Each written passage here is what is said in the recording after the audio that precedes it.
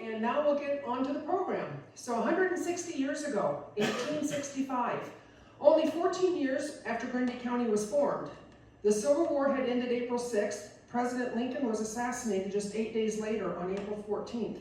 Wellsburg was not yet established. On the heels of the war, in the mid-1860s, Ostfriesens began arriving fast to settle this vast prairie in northwest Grundy County. The Ostfriesens were religious people and needed a church. The East Friesland Presbyterian Church was begun as the first Presbyterian church in the county. It is the oldest continuous church in this area of the county. So now let's please give a warm welcome to Dee.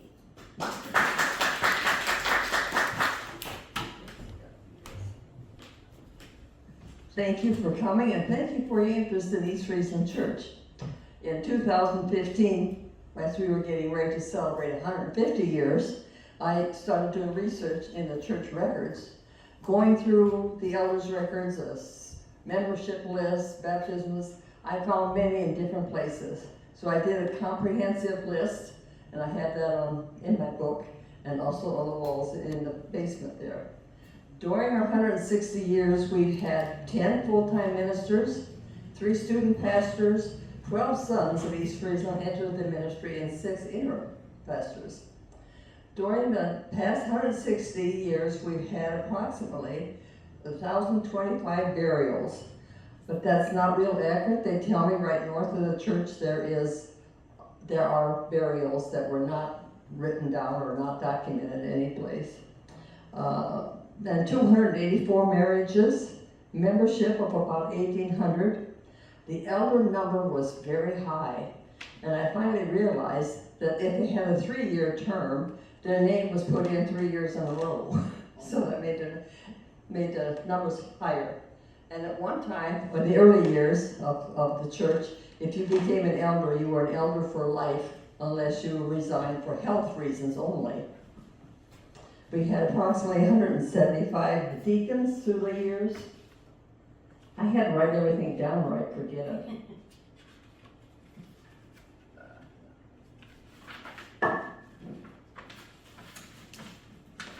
And we have 125 veterans. We had about 1,988 baptisms. The above information plus information of each pastor, son of East Friesland, and student pastors are on the walls displayed in our church now. As you come in the basement, on the right side is the membership list. On the left side is the burials. North side is baptisms, marriages, veterans. I think that's it.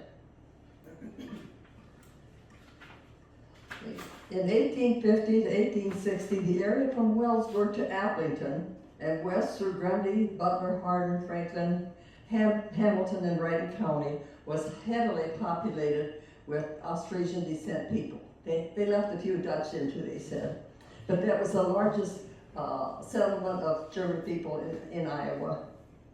And the East Friesland people were religiously inclined. Church services and Bible reading were daily occurrence.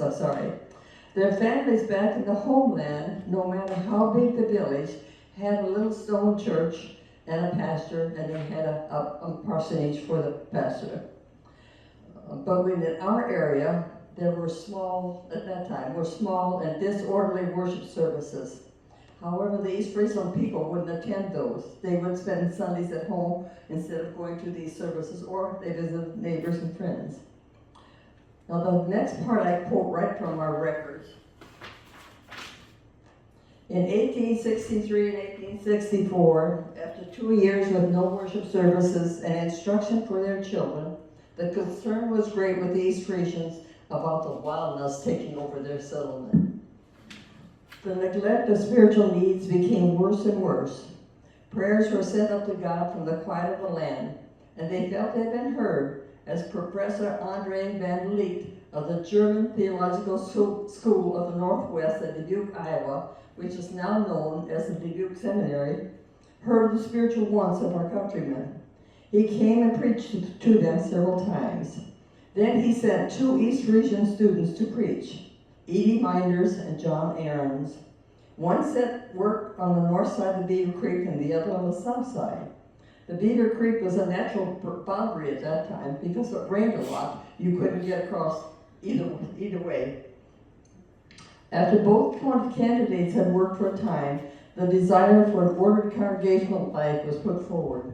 The settlers on the south side of the Beaver Creek wanted the congregation and church in their midst with student minders. The settlers on the north side of the Beaver Creek wanted the congregation and church on the north side, and they supported student arms. Both students were to be examined at the same time, but for some reason, Mr. Miners had not been notified of the date. The North Party went ahead and pursued the plan to have their student alone examined and ordained, so they had their pastor. When followers of Mr. Miners heard of the plan, they immediately sent word to Mr. Miners. 2 men swam across the rain-swollen Beaver Creek and conveyed the message. Whether the message came too late or whether he could not get across the Beaver or whatever cause, he didn't show up. So the East Friesland Presbyterian Church was founded with Mr. John Arns, and later on, Mr. Miners helped found the First Christian Reformed Church of Wellsburg, Iowa. I don't know where these people met at that time. I tried to find out if there was a little school close to our church. There was, but I wasn't sure it was there in 1865, and I had no way of figuring that out. Or did they do like the Amish, move from home to home every Sunday? The East Friesland Church was organized on the 3rd Sunday after Pentecost in the year 1865. In the 1903 issue of our Journal of Works, states the date of the organization was June 19, 1865, but the church was not recognized and enrolled by the Presbytery of Dubuque until October 4, 1865. So that is the date that the church always uses to celebrate. The East Friesland congregation is the mother church of 4 other Presbyterian churches: Colfax Center, West Friesland, Bethany Presbyterian Grundy Center, and the Steamboat Rock Presbyterian Church.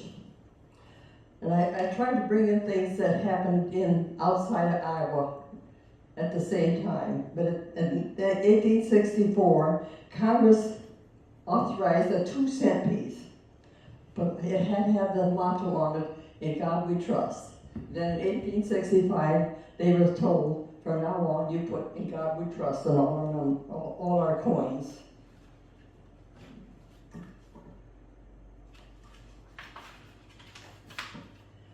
In 1866, our first church was built. It was a 20-foot by 26-foot church building.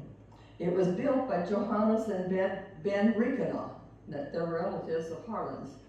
They were paid $80 for their work, and they used native lumber donated by the farmers who took down the trees and hauled them to Hardin City to have made into boards. Then in 1880, it was decided to build a new, larger church, and that sanctuary is still used today. I was able to find the original blueprint. The man wouldn't give it up, so I copied it, and it's on file in the church for future reference.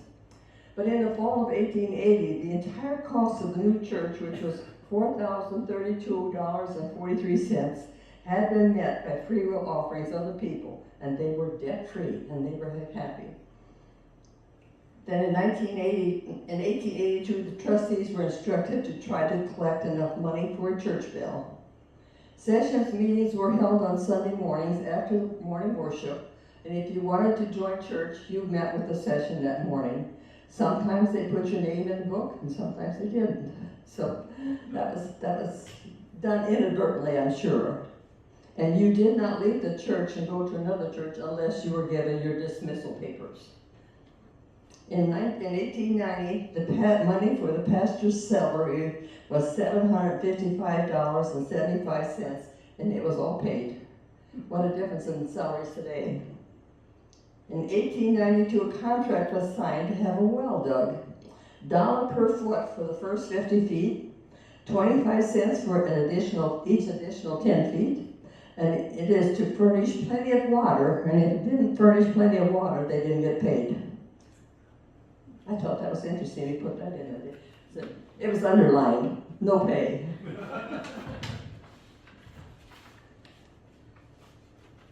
Also in 1892, the first organ was purchased for $739.56, and they had a surplus of $153.69 when they went to raise the funds.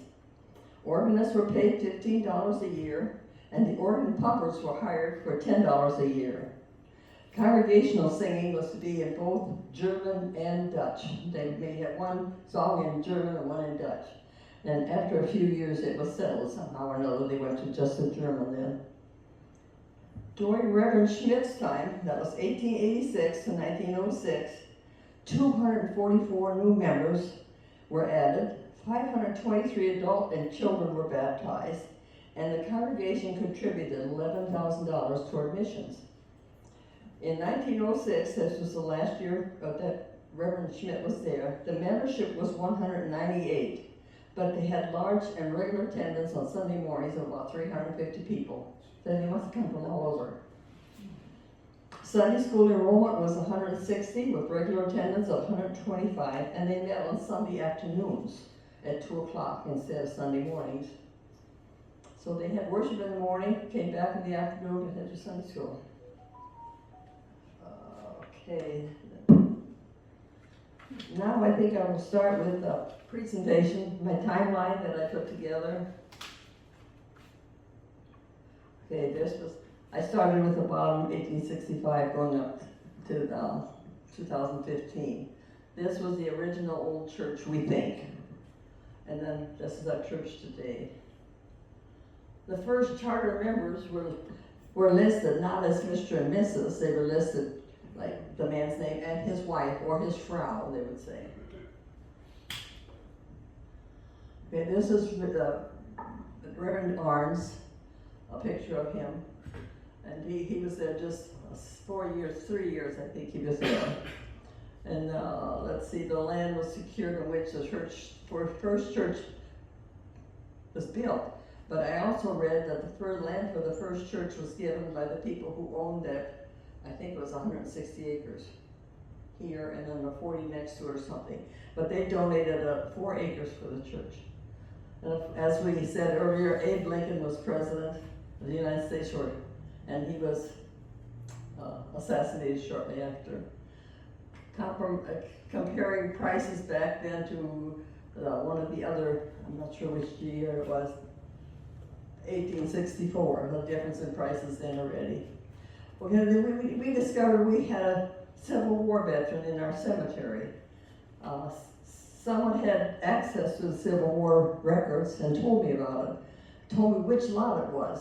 And so I tried to find that in our cemetery. Well, the stone was really corroded and yucky looking. So I did buy some D2 biological solutions and sprayed it. And yeah, he was listed as being buried there. But I haven't figured out what the connection is, because the name Kobe isn't on any of the other people that are listed there. So maybe he married somebody from that family and was buried there. I have no idea. Still a lot of questions to be answered. Okay, that kind of glares for me. Okay, then I did the highlights from 1865 to 1870. And as I said, the church was built, session meetings were held in the morning. And then in the world of the United States, John Deere had the first patent on a plow. The Civil War ended. General Grant allowed rebel officers to keep their sidearms and permitted soldiers to keep horses and mules. I didn't know that. Okay, the International Telegraph Union was founded. And the population in 1865 was 35.2 million, and slave population was approximately 3.9 million. And the first coin was coined there. Play of words, isn't it? Okay, and then they had the skating rink, Congress in Pennsylvania.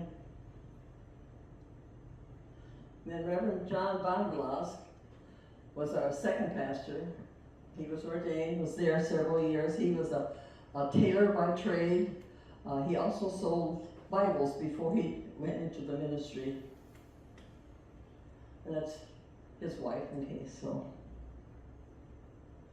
And some through 1870 to 1880, they lengthened the church then, more people were coming. A box or crate was prepared for the deacons to store the coal for the furnaces. Okay, most of that is self. Can you read it?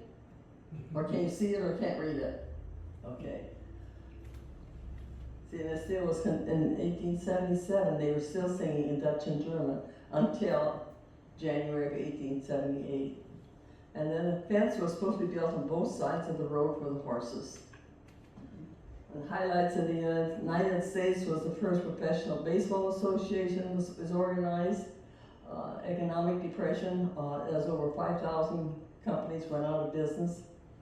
The Timber Culture Act of 1873 granted up to 160 acres of land to homesteaders who would plant at least 40 acres of trees over a period of several years. A typewriter offers Americans an alternative to writing business letters and reports. That was really a wonderful thing, that typewriter, wasn't it? Okay, Alexander Graham Bell invented the telephone, and Thomas Edison invented the phonograph, and women were given the first right to vote. And here is Reverend Schmidt. He died suddenly, and the session decided to continue to pay his wife for another month. They had 8 children.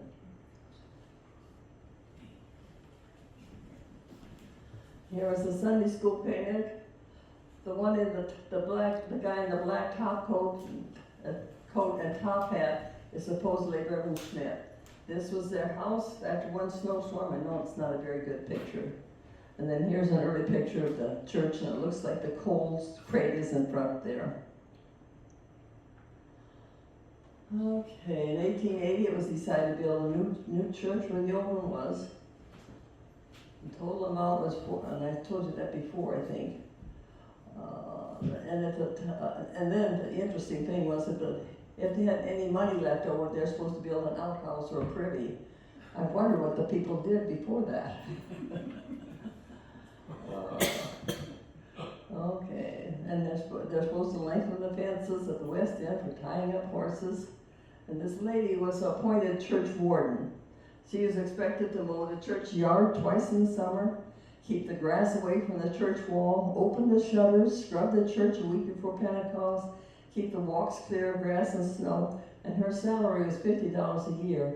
And she gets to keep the grass from the church. Why would she keep the grass? Anybody have any idea?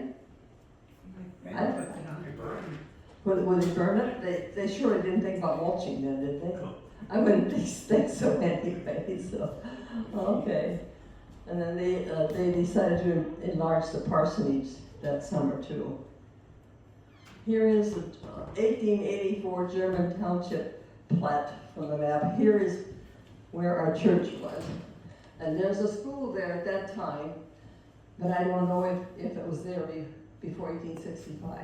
These people are ones who gave the land for the church here. They had land here and there. So the school's at 1884, but I don't know how early, and we can't seem to find out either.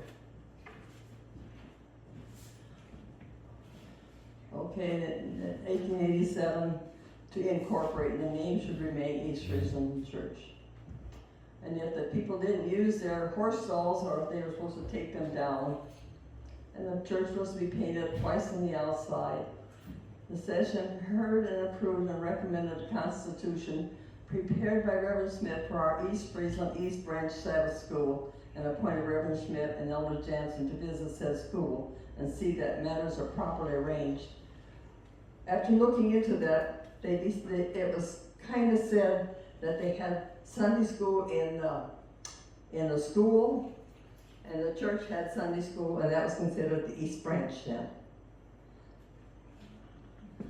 Okay, in the United States, the Washington Monument was dedicated in 1885. In 1885, barbed wire was condemned around government grounds. The U.S. Post Office began special delivery for first-class mail. Wonder what they would think about first-class mail today. And the Salvation Army was officially organized then. Boston Pops Orchestra was formed. First mass production of shoes. That was interesting, I'm sure. And then French scientist Louis Pasteur successfully treated anti-rabies vaccine on a boy bitten by an infected dog. Okay, here's our first son of the congregation, Reverend Henry Gerdes. If you buy or have bought a Christmas tree from Cruz Christmas Farm, Lauren Cruz, that was his grandfather. And Lauren provided me with all this information on him. Tragically, he lost 2 wives in accidents, and he served at Lincoln Center. Twice he went to Lincoln Center then. But he was also on the school of the Grundy College board. I don't know too much about the Grundy College. Then this is Mr. Altman. He's another one of our student pastors. From what I read, he came from the Steamboat Rock area. His father one day went someplace with the horse and the wagons, and on the way home a blizzard hit. And he couldn't get home. He tried to take refuge in a haystack. And after he didn't come home and the blizzard left up, his wife sent out word she needed help finding him. Well, they did find him, but not alive anymore. He had frozen to death. The haystack wasn't quite enough then. And these are more pictures of some of the sons of the church, Mr. Gerdes and the Altman families.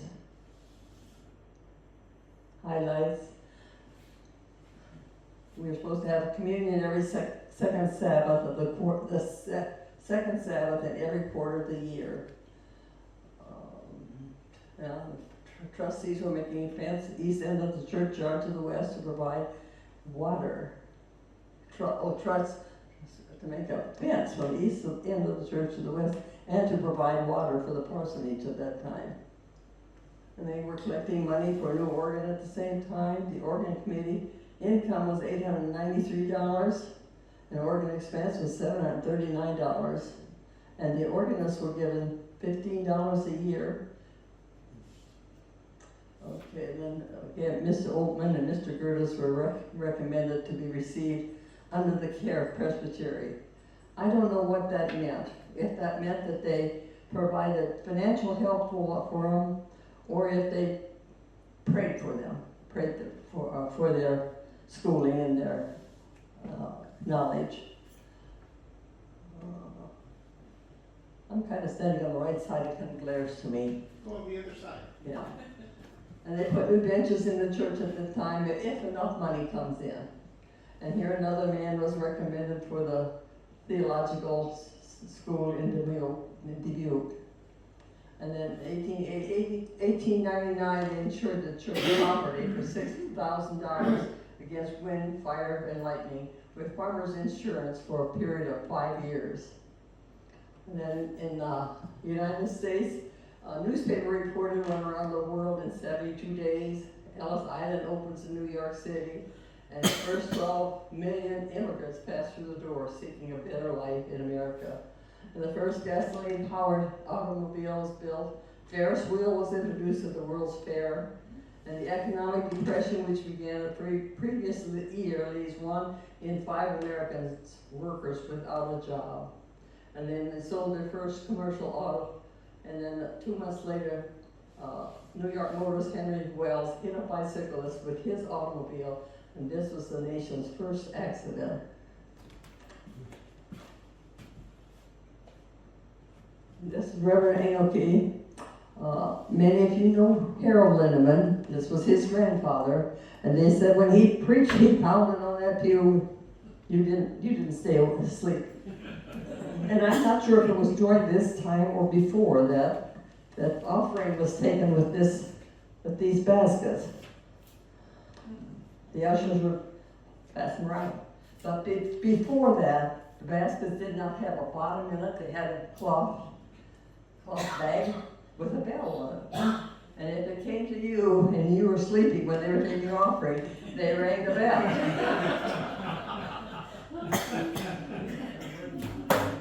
I thought maybe the bell was supposed to ring if What? it didn't ring, then everybody would know you didn't put anything. Yeah, it was an embarrassment too. Not only woke them up, but it embarrassed them also. Yeah. And during Reverend Aoki's time, there was problems in the Presbyterian Church too. I don't know what they were, but Reverend Aoki's statement was, Like a mother does not leave a child, so I will not leave my sick church. And they worked through it somehow or another. Okay, a picture of the around 1900s church and the manse there. Inside picture of a church. And in 1904 we had our first Christmas trees, and it looked like they had two, one on each side of the pulpit in the front. Dr. Martins was another son of East Friesland. I think he came from Steamboat Rock also. I know when my brother-in-law was going to the University of Dubuque, he would catch rides home with him because he was a head men's resident in I'm not sure what the title was for that. Maybe I had that in there. Resident head of the men's dormitory. And he would sometimes catch a ride home with him. Here's another one, Reverend Fisher. He was mostly in China, did missionary work in China. During World War, Fisher became an Associate General Secretary to W.S. Tom, General Secretary of the Guangdong Synod of the Church in Christ. He was placed under house arrest by the Japanese in 1941 and later moved into an internment camp in Shahang, where he wrote a history of the Church of Christ in China. He retired in California.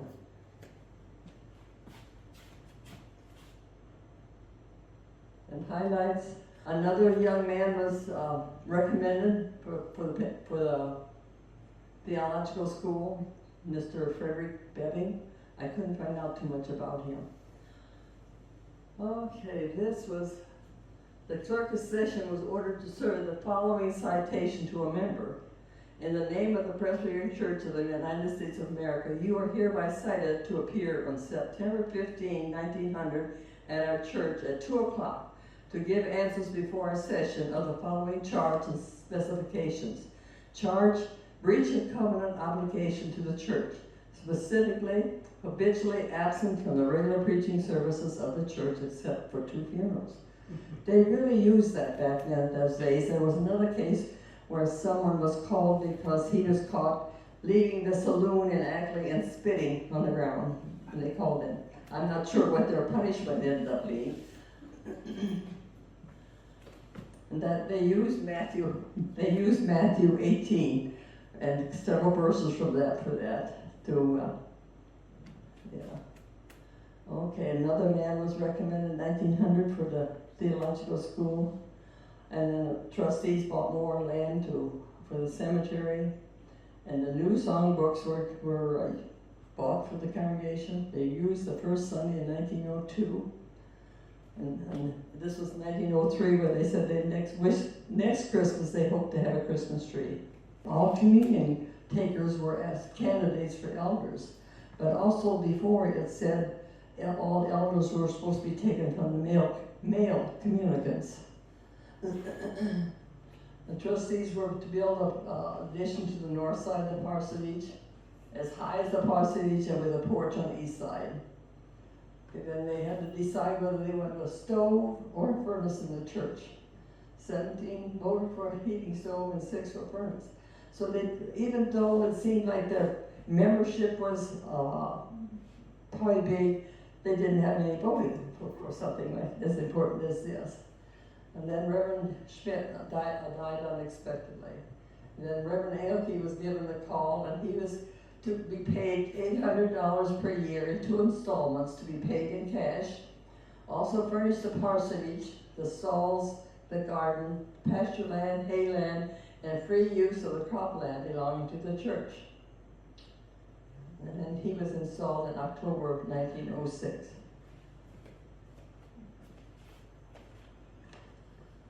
Okay, then in 1907, right after corn picking, the church shall be renovated and a furnace or furnaces put in place.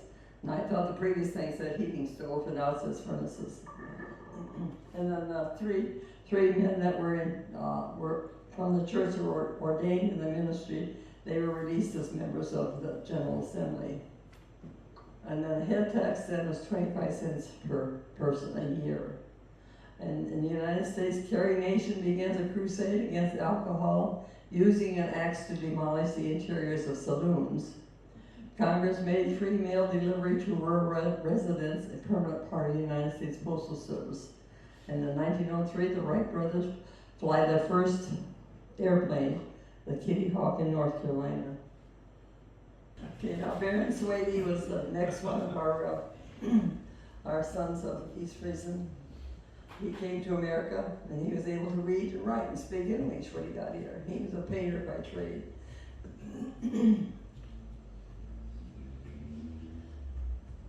And here's another one, Reverend Akko Benjamin Peters. He grew up was born in Ackley, Iowa. But he was quite sickly, so he didn't stay in the pasture very long. There's more pictures of his family. And here, and this is Reverend Henry Cruz. He grew up at Wellsburg, from what I was able to find out. And he was on the Dubuque baseball team at that time too. And Reverend John Ludeman,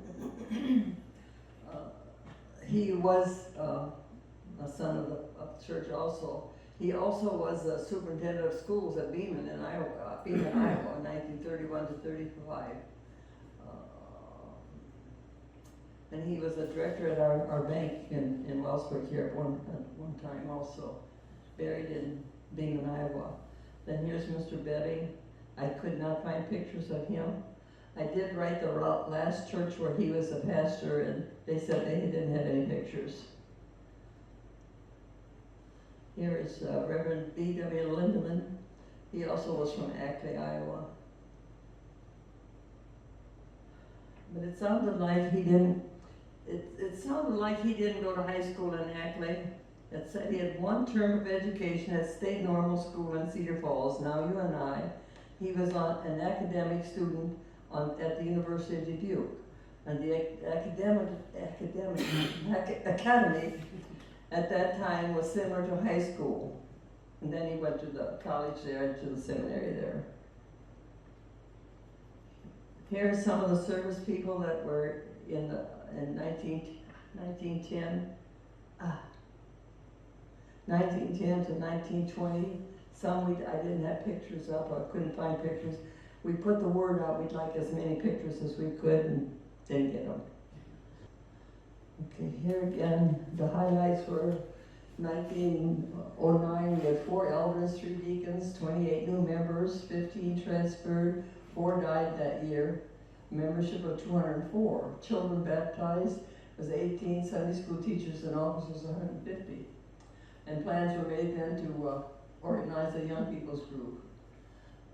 And then an addition was built to the church at that time. And some new lamps were purchased, and an organ and chairs will be purchased for the new addition. The parsonage will have a Delco electric light system, and a basement will be put under the church. This was also the time when the German language was forbidden in the churches.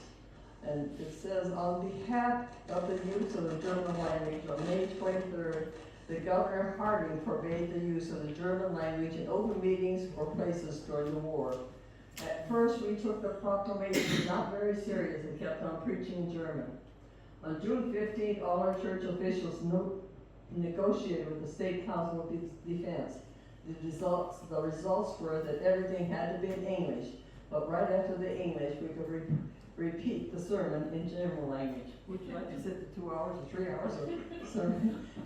Let's see, on June 16th, it was announced the congregation that until the end of the war, they had to serve the Lord in English. The announcement did not bring big applause, but a lot of tears. But with a bleeding heart, they accepted it. The congregation gave in to the order. On June 20th, 1918, the congregation gave permission for the pastor, 1, to order all the needed English literature, and number 2, if possible, take a month vacation right away. That was Reverend Engelke at that time too. Then a new clock was purchased for the church too. Church was supposed to be at 10 o'clock and Sunday school at 9:30. Okay, highlights in the U.S. was Morse code was developed. The Titanic strikes the iceberg, and President Woodrow Woodrow Wilson signs the Declaration of War against Germany, bringing the U.S. into World War II. In 1918, World War I ends with the declared armistice at 11 a.m. 1919, Congress approved the 19th Amendment to the Constitution, granting the right to vote to women. The amendment is now passed on to the state for ratification. 1990, the Treaty of Versailles signed, bringing World War II to an official end and creating a League of Nations, the forerunner of the United Nations. 1919, Jack Dempsey defeats Jess Willard in 3 rounds of the World Heavyweight Boxing Championship. And the Cincinnati Reds won the World Series over the Chicago White Sox 5-3. And the first U.S. municipal airport opened in Tucson, Arizona.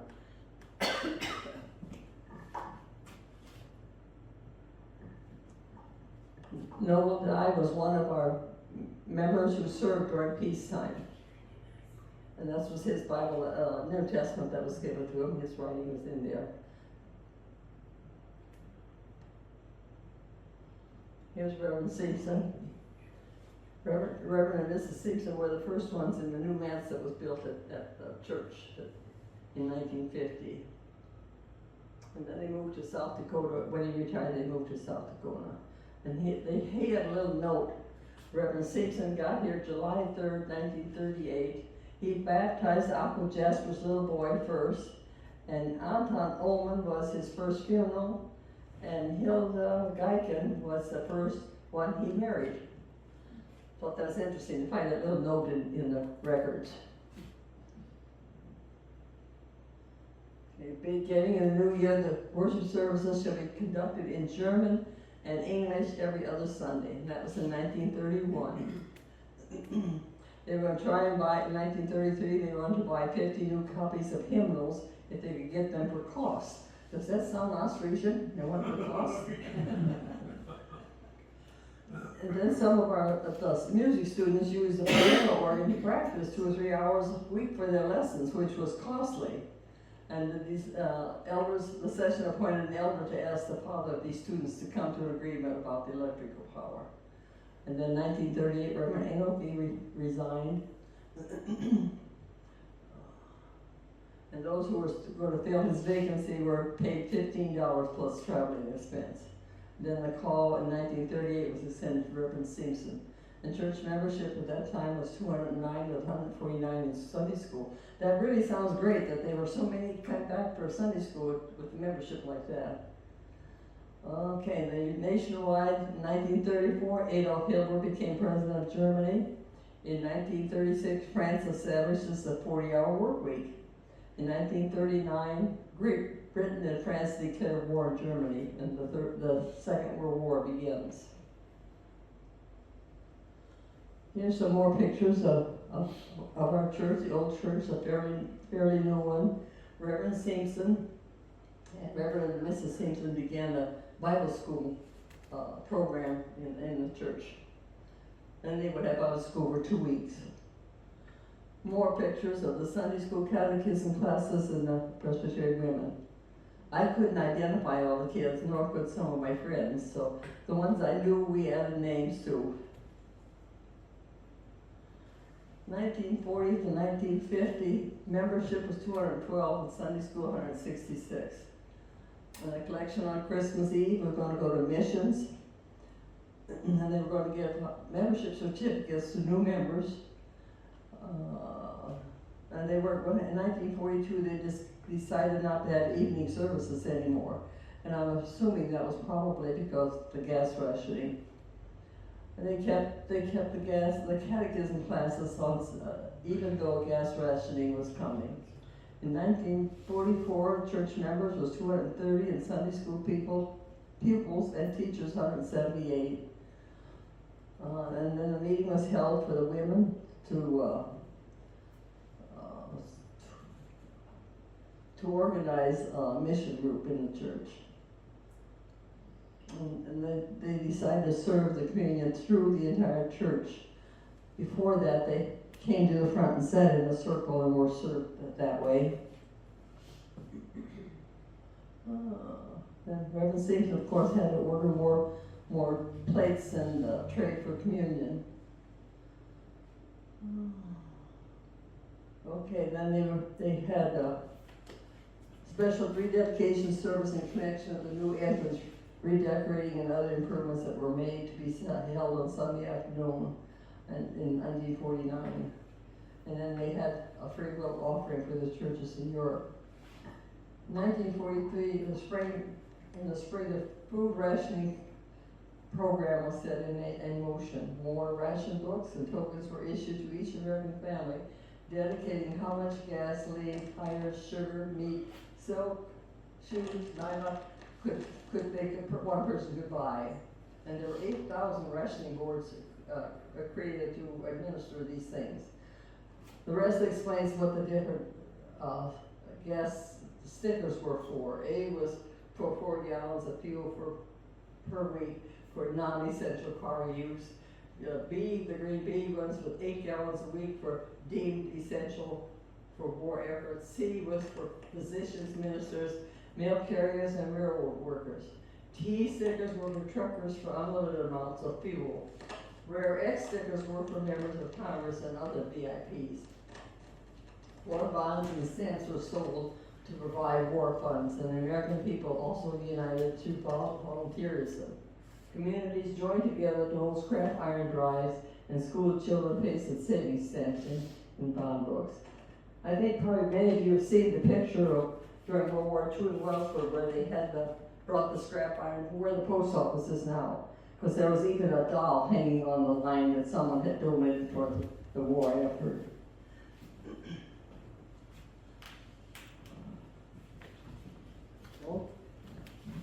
Parents and relatives always have been and always will be at the station to see their boys off as they depart for the Army, regardless of the hour of their leaving. As residents of Grundy Center slept quietly Friday a.m., they probably weren't aware of the fact that some 200 people, one of the largest groups ever to gather for one of these occasions, was at the American Legion Hall at 2:30 a.m. to attend an informal farewell party for the boys who were leaving on training scheduled to arrive at 3:10. And Iowa had furnished 33,546 men in uniform in the nation's armed forces on July 1st, according to the information furnished by the state selective service at headquarters. On that date, there were already 8,112 in the regular Army, 8,489 in Navy, 868 in the Marine Corps, 6,818 on active duty in National Guard, and 162 in the Coast Guard. Among these men are Protestants, Catholics, Jews, Negroes, and foreign-born of many ancestries serving as Americans. Here were some of the stamps that you could buy. This was my stamp book. And here's some of the rationing coupons that I had.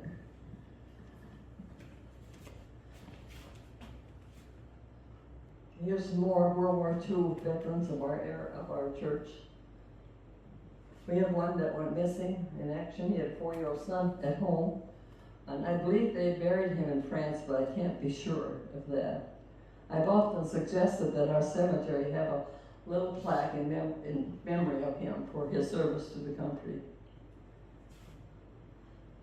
Okay, here's some more World War II. I think this one I just repeated. This one, we had a men's choir, and the choir director lived in Grundy Center. Each week, someone from the congregation had to go to Grundy Center, get him, bring him to church, and take him home again. Well, he also had some sons in service during World War II, and he wrote this poem. Three sturdy oaks, so strong and true, fighting our battle for the red, white, and blue. As parents, we miss them so far from our care, but in the call of our country, they all took their share. In serving our nation with no fear in their hearts, they bravely march forward, each doing his part. It's our own flesh and blood that's facing the foe, and in spirit we're with them wherever they go.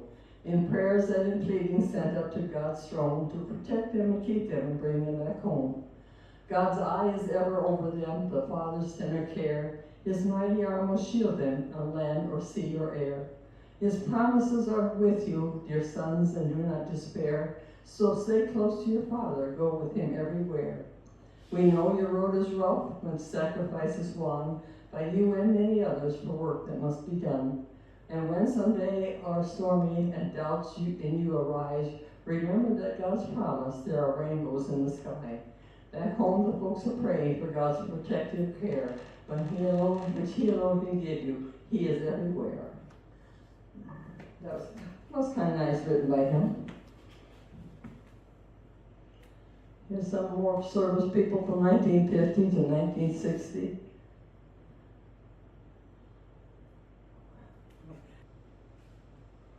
Here's servicemen from 1950 to 1960. And also, I couldn't get pictures of a lot of them.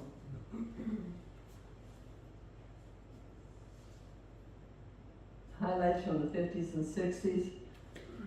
Motion was made and seconded to send New Testaments from our congregation to the boys in service. And then the question was having a service flag or honor roll for the boys in service. It was discussed, but it was decided to bring this before the Sunday school. Motion was made and seconded to contribute $35 from the Deacon's Fund toward buying a typewriter for the use of church bulletins. It was further decided that we paid $10 toward our summer Bible school program. Then June of 1950 to 55, the Korean conflict. In July of 1953, the total mission giving was $2,827. And then the deacons were authorized to pay for envelopes used in our envelope system of financing our church. In 55, the meeting was open for discussion on proposed observance of the 90th anniversary of the founding of East Friesland Church. And that's supposed to be with the mission piece on June 19th. Okay, and it was in 1955 it was decided to have special envelope collection to defray the expenses of the construction of the restrooms in the church basement. The date for the dedication of the annex was discussed, but no action was taken. And okay, then North Korea invades South Korea. 51, 22nd Amendment prohibits more than 2 terms for president. 1955, women were ordained in the Presbyterian Church. In 58, the Soviets launched Sputnik. The first transatlantic jet passenger service began, and the first American satellite is launched, the Explorer 1. And in 59, Alaska and Hawaii became states in the United States. Then we had Reverend Firo.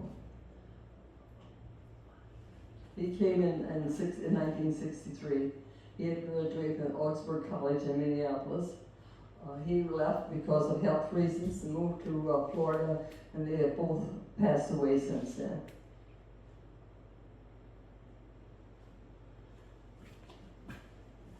In 62, Reverend Simpson announced his resignation, and also in July, the Sunday school picnic was held. In 63, the installation of Reverend Firo. In 63, the choir wanted choir robes, and they could buy them if they used choir funds, and if they had to use more funds from another account, they were supposed to pay that back after another concert was given. Church attendance is 160, Sunday school church attendance, 165 people, with 29 teachers. Okay, Reverend Pastor Dupuy was installed in July of 1962, and the bell room tower, the room in the bell tower was converted into a room that could be used for Sunday school at that time. 1970, Sunday school was 142 with 17 teachers. Bible school was 92 pupils and 22 teachers. Okay, in 1970, we had a special collection for 2 Sundays to pay for the new organ, which was purchased in the summer. Young adults were to prepare 350 sets at 40 cents each for Christmas Eve. They were handed out to everyone that's present. We still do that. 1961, the Berlin Wall was constructed. 62, the Cuban crisis. And 63, John Kennedy was assassinated. In 67, the first human-to-human heart transplant was performed in South Africa. In 1969, 400,000 people attended the Woodstock Festival in New York. 1969, Vietnam peace talks began.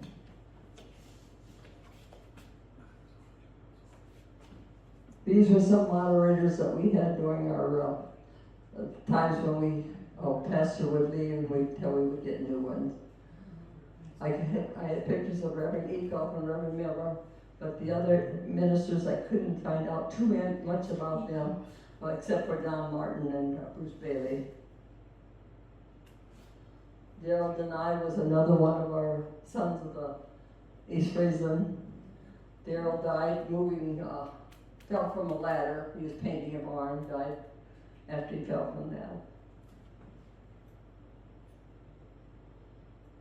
And this was Ron and Vivian Fisher. They were very good friends of ours, and I can remember him going through, he felt the call to go to seminary that one year. At the end of the year, he felt like he was supposed to be a farmer also. And he agonized and prayed for that very often. And the day we helped move them, he still was sitting there in prayer. Am I making the right choice? Is this what you want me to do, Lord? And then he came home and he served St. Peter's Church for, 30-some years. And they both passed away now. And this was Pastor Dupuy. He was a very good teacher. His salary was $7,500 a year, plus $1,000 travel expense, $500 for utilities, 14% pension, Nance moving expenses, 4 weeks of vacation, and 2 weeks of study time. His wife, Prue, passed away just several years ago, and I think he still lives in North Carolina.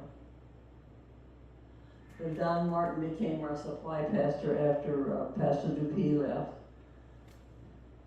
And then we entered into a yoking agreement with First Church, where we served both churches. Some more service people from 1960 to 1970. There's some more.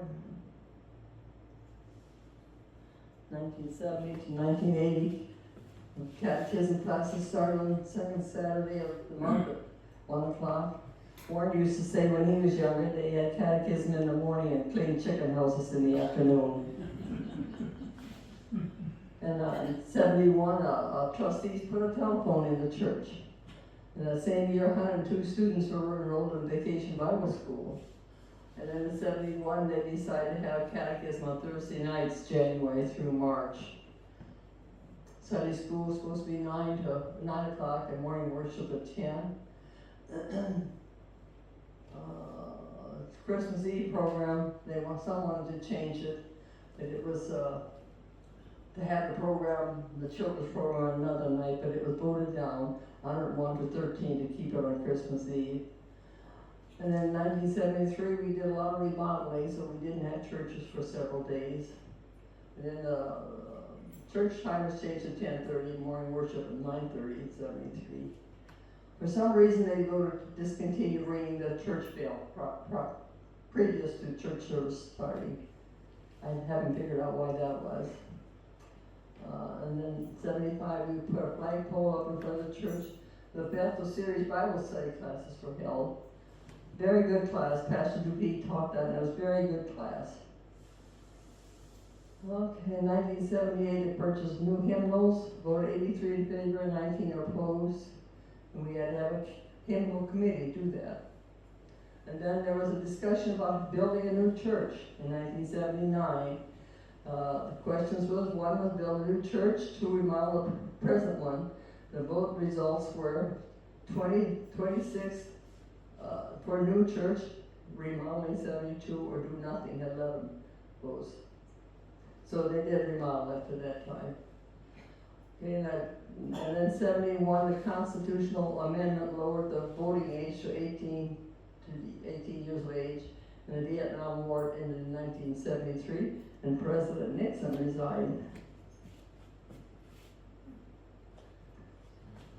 Okay, we had these choirs. They had the men's choir first. Then the women's choir was started when Marlene joined our church, and then eventually we became a combined choir.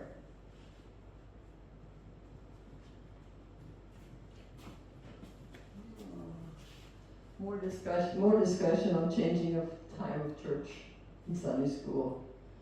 Okay, in 81, strong vote taken to withdraw from the Presbyterian Church, not to be a binding vote. But after the straw vote, the session came out and said we will withdraw. So that was our next big problem in our church in those years. We drew up new articles of incorporation, and Reverend Martin was the supply pastor for the ones who stayed with the church. And the youth groups from Berkeley First Press and our church joined together at that time. We had a yoking agreement. Don Martin was installed. And then we had a collection for, it was kind of a bad year out in North Carolina, South Carolina. And we had a fund to help them out with a farmer's hour. We helped 6 to 10 full-time farmers that would receive grain. We collected money, and then it was bought certain place in Illinois. It could be bought for $1.90 a bushel, and transportation was furnished by the Lutheran organization. And this was with the help from Reverend Fearmore, former pastor, who lived just 100 miles from there. Our softball team entrance fee is paid for the Wellsburg slow pitch softball league, and then discussion was held on having our 125th anniversary. See, that's an error, it should be 125.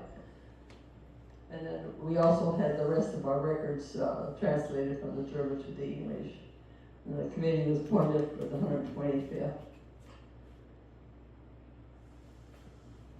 Mr. Tim Olson was our first student pastor.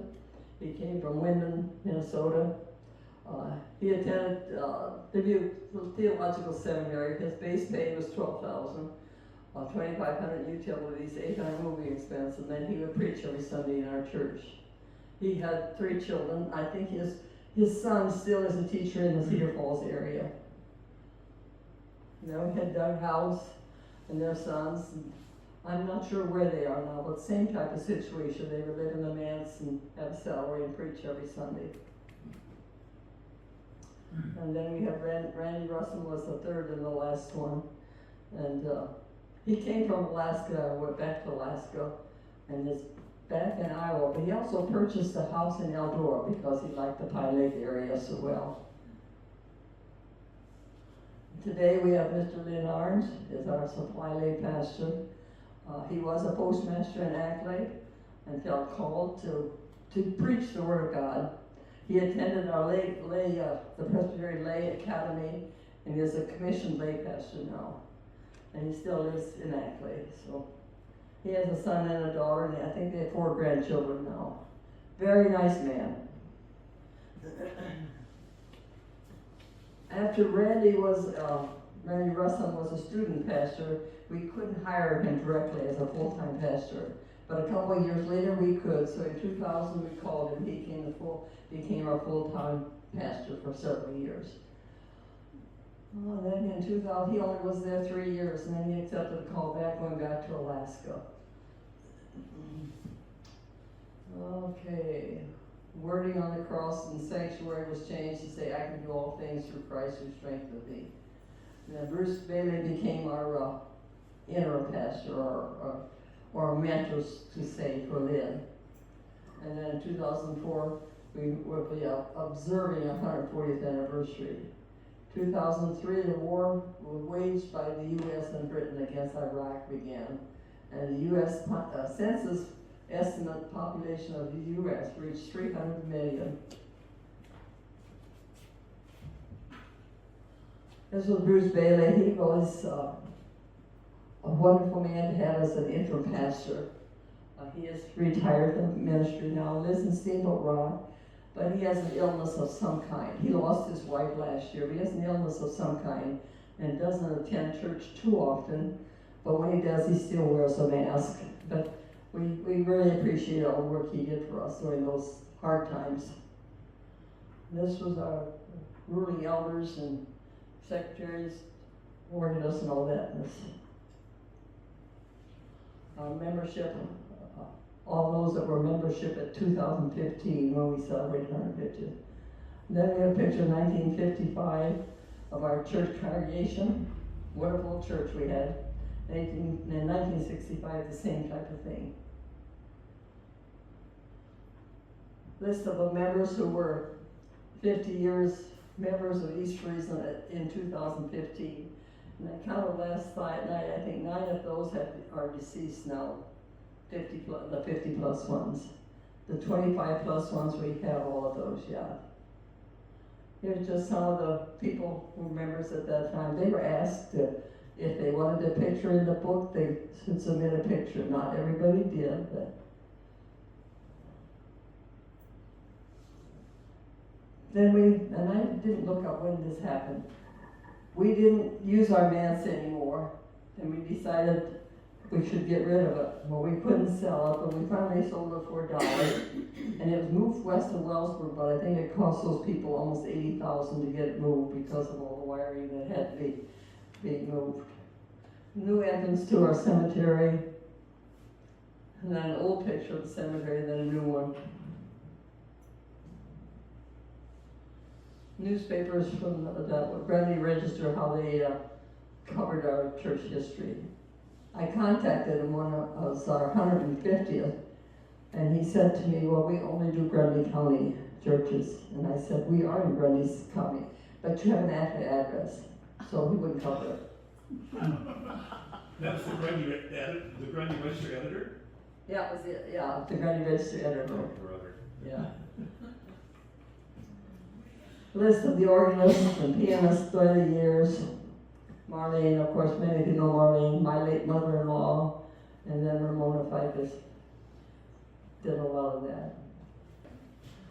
Some more for organists and pianists, organ pumpers through the years, list of those. Some of our confirmation classes. Some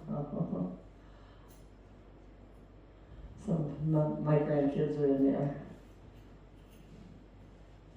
Choir and choir parties and other musical events that happened during the years. East Friesland Christmas, we had one out in the barn one time where the shepherds came in, we had the actual sheep. We had outdoor worship services occasionally, out either at Bob and I's place or we had it at Hazel Green Cemetery. Here's our young people annually went on a canoe trip with their sponsors. They enjoyed that so much. They still talk about that. Sunday school classes and Bible school classes. Look at all the kids in the left-hand picture. Here's more Bible school pictures. Some of the cooks will cook for Bible school dinners. Fellowship times that we had. We always had an official greeter on Sunday morning. It was Loki, the dog. He was always there and always walked up to everybody when they came up to church. It was kind of a joke, but here we're working together during the bad times when our church was split. The men would get together and do all the mowing. They would bring their own mowers.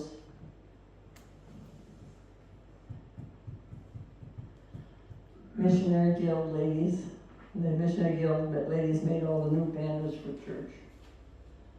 And here's part of our homecoming for 2015, some of the festivities and how our tables were set up. The top left-hand corner, the violin in the corner, belonged to Reverend Henry Gertis, one of the sons of East Friesland. Lauren Cruz brought it to me and he said, you can display my grandfather's violin. When he was preaching, sometimes he would take his violin and leave the pulpit and he'd start playing songs and they would just sing different hymns, is what he told me. In the second picture, it was a stole that Reverend Engelke, then Dr. Engelke, was given the Doctor of Divinity degree, and that was the stole he wore at that time. And then I had convinced them we had to have these things in church. We had to have a list of the pastors. We had to have the sons of the church. And then we needed a new honor roll for all our service people. Thank you. I think I probably got a little wrong. But I also put together a PowerPoint presentation on all the men and women who served our country. And we'll just let that run while you have the refreshments. So, can you help me get that started? Yes. Well, thank you, Dee. Wow, 160 years. What a rich history of that. we don't know where the future goes, but in this last year for our let me see what,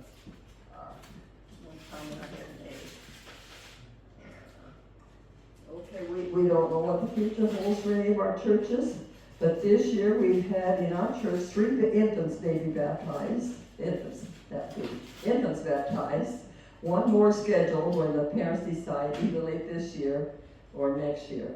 But one of those grandchildren was my great-granddaughter. She's a 7th generation Lindemann that had roots in the East Friesland Church.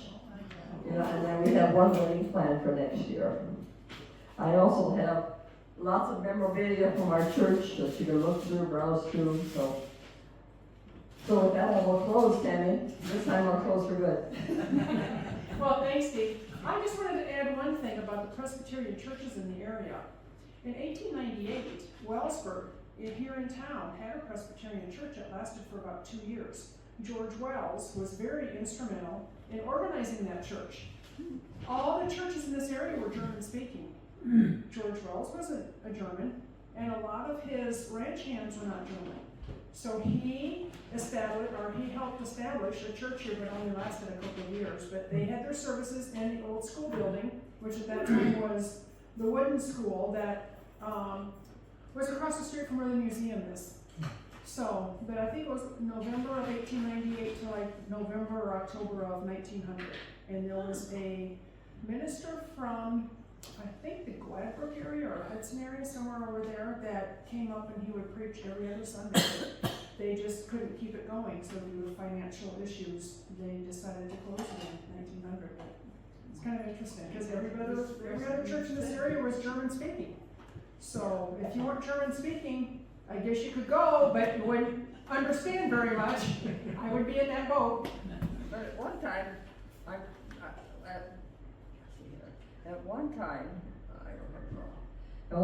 we had a German Bible in church, and it was sent to Ilsum, Germany.